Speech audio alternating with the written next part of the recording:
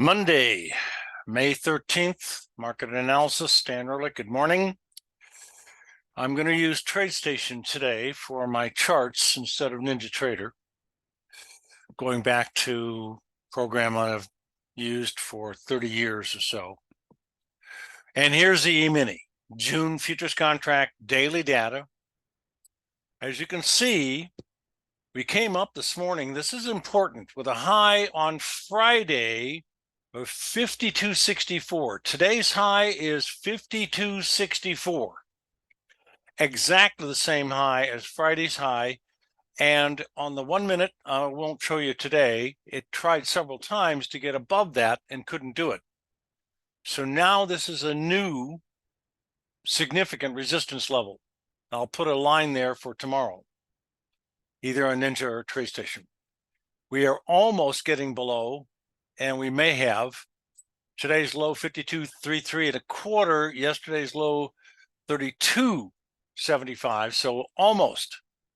Today's range is almost identical to Friday's range, except the low is just a tiny bit higher, and we are sinking quickly. So I think we're about to make lower lows than Friday's lows. And I think there's a good chance, because look at how high the RSI got, 74.55, almost overbought above 75, where I like it to get.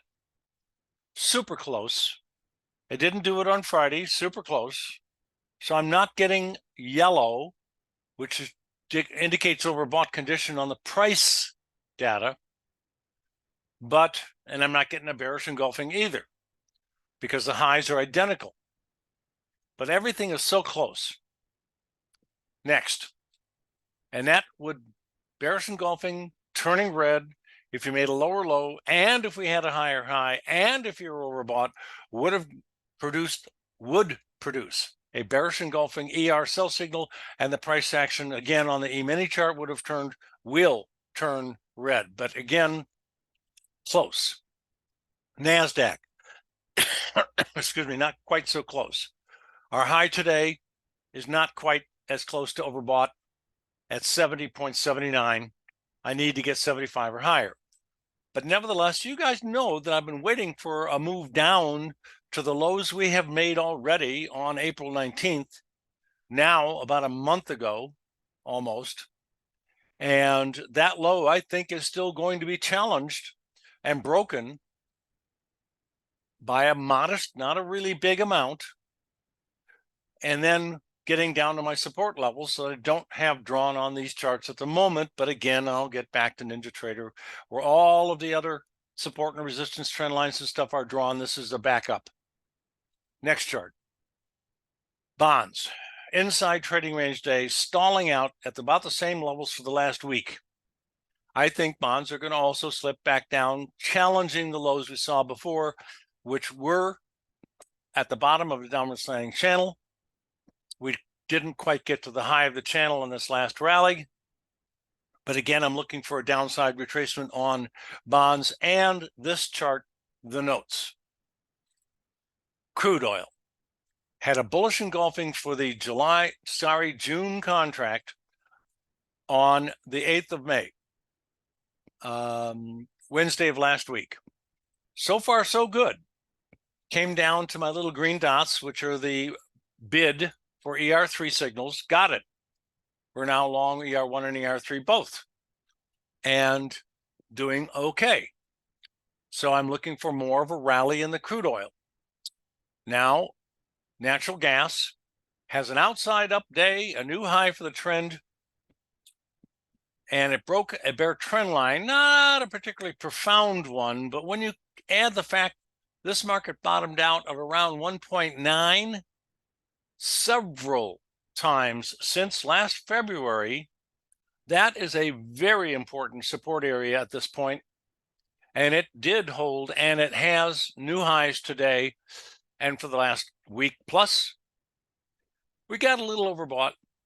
We deserved a small break. We didn't get one even. Today's new high is going to get overbought again, it looks like, because we're very close to 73.83 right now. It's got a little bit of resistance. I drew a resistance line at 2.4. So that probably, if it's reached today, will get us into overbought condition, and maybe we'll bounce back down off of that resistance level. Got to watch very closely at 2.4. So I'm friendly. I'm bullish on natural gas, but it's approaching a point where you can have another little dip. What about heating oil? We have a double buy signal, 2 outside up days in oversold condition back to back. And that would be May 7th and May 8th, early part of last week. Our lows here are holding it around the same levels, but we did make a minor lower low. And unfortunately, that kills the 2 green signals. But it still implies that the market is trying to bottom out, even though the signals per se are destroyed because of the lower low. So the automation part is out. My opinion still looks to be hopefully good. And today's lower low by just a tiny bit still is holding its support. And now we're trading slightly higher, not much. We'll see what happens here. You close below the lows of the last 2 weeks, it's going to go down probably another sharp break and probably down to about 2.35. Next chart, we've got the gold. I think this is going to continue to work lower. Friday's rally didn't seem to impress me much. It got close to overbought, not quite. It would have been better if I turned yellow overbought, but didn't have quite enough strength. And we're dropping fairly well this morning. The real kicker here is going to be getting below 2,283. That would be a new low and an intermediate downside breakout. And then we're probably going to drop off as low as about 2,190. Next chart in silver, July, overbought on Friday, slipping a little bit, not that much really at the moment, slightly lower on the day, but still overbought just on Friday and dropping a little today. So I think silver, like gold, is probably starting to move down to the lowest lows for the last couple of months. We'll see what happens when it gets there. What about platinum?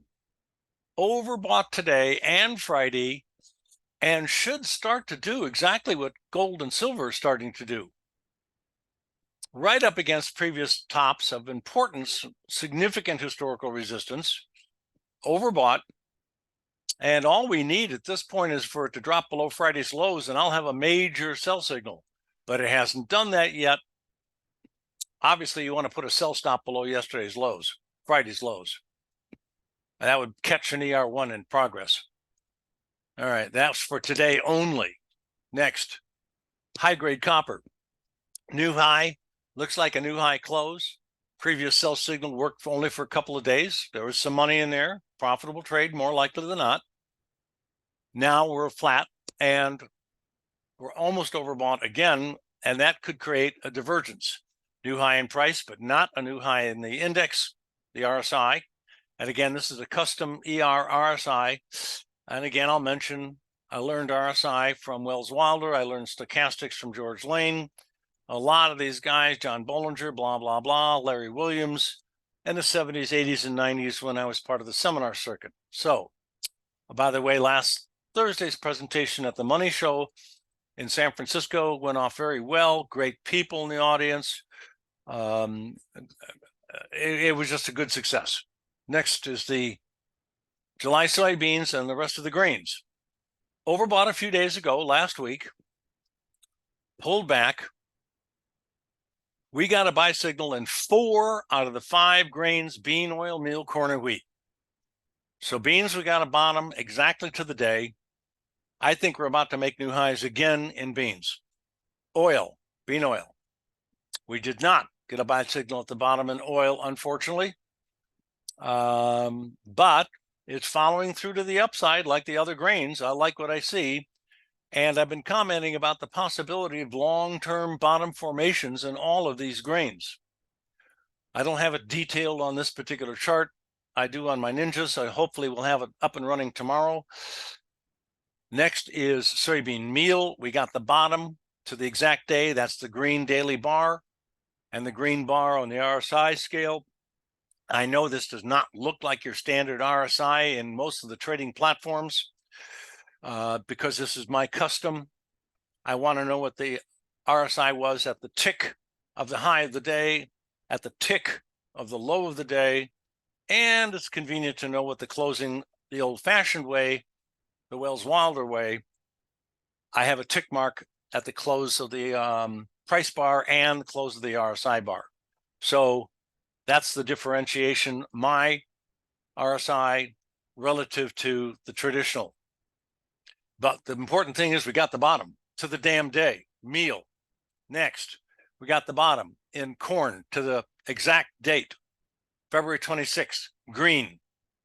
New high for corn for the trend, looking good. Next major resistance, and it's quite a substantial major resistance level, 495. Getting there, only 20 cents or so more to go. Wheat, we got the exact bottom on wheat on March 8th. And on some charts, depending, on March 11th. 8th is the lowest low for the July wheat with TradeStation. Now, bad signal, of course, on May 1st, got stopped out the next day, small loss.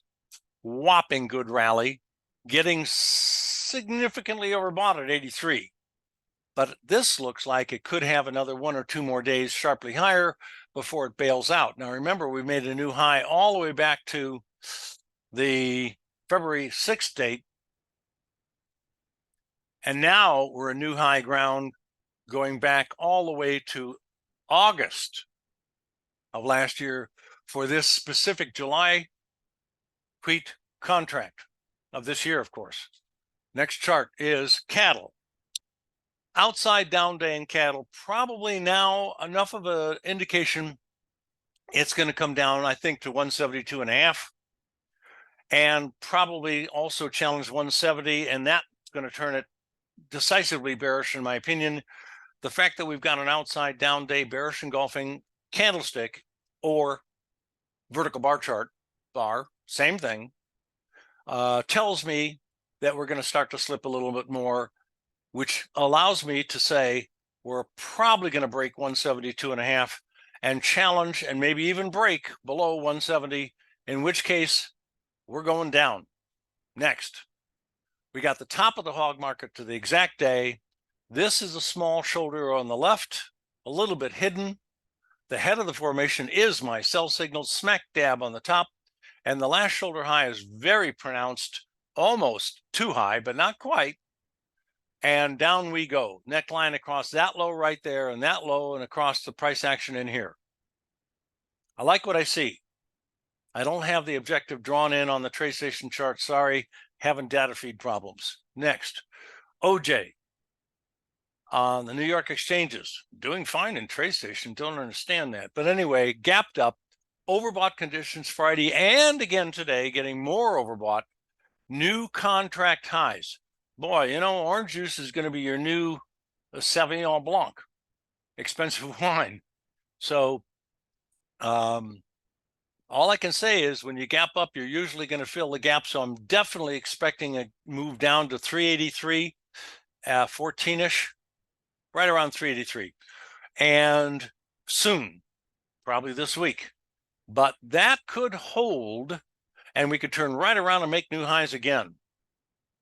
Difficult to say at the moment. There is a chance that this overbought condition with a maybe upside exhaustion gap could develop into a longer term, much more important, profound top. I don't see it yet. I just see it's a possibility. I'm not forecasting that. At the moment, overbought, gapped up, come down, close the gap, turn around, go back up to new highs. Next chart. We got cocoa. Whoa, big down day for cocoa. Buy signal only worked for a day or so. A little money in it, not very much, that's for sure. But this wipes out all the bullishness that I had thought we were going to get a little bit more of, because Friday it was a minor new high close, but there was no follow through. And today, boom, wipes out almost everything. We're about to close a new low ground since the overbought top in cocoa. All right, maybe your chocolate habit's going to come back to you. Not too expensive in a while. Next chart. Coffee. Also probably going to be making new lows soon this week. Bearish engulfing today. Super overbought at 96. I keep telling you that is extremely rare. Almost, and legally, if I had a license, I couldn't use the word guaranteed, but it's close to being a guarantee. Whenever you see a 95 or higher on the RSI scale, it practically guarantees the beginning of a move back down. And the same thing goes for a bottom when you're looking at, say, 5 or lower. So looking for lower lows here in coffee ASAP. Sugar, breakout to the downside. I've been talking about for weeks now this head and shoulder top formation, and I've got it drawn in here on TradeStation. And finally today, the damn thing's breaking below the neckline decisively, probably high volume. Now it's getting close to oversold, but that is not unusual about a downside breakout on a head and shoulder top.